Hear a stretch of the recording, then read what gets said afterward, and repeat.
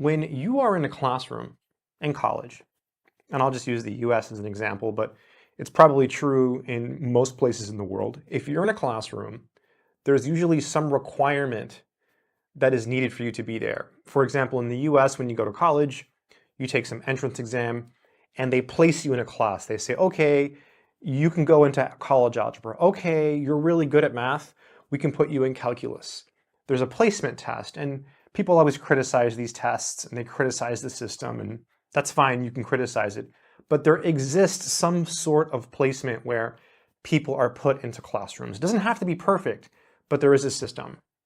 And so by some sense, everyone in that class is somehow supposed to be equal. But we all know that's not true, right? Different people have different abilities, different talents, different intellects.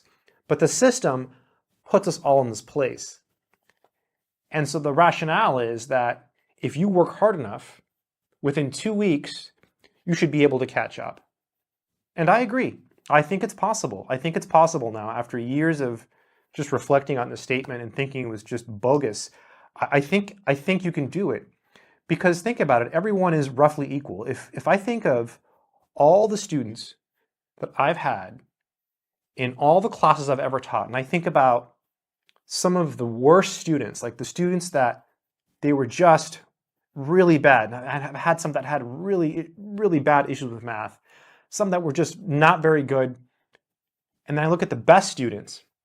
Could these students who were really bad actually catch up and get the same grade on the test as one of the good students? Absolutely yes. Absolutely. Definitely 100%.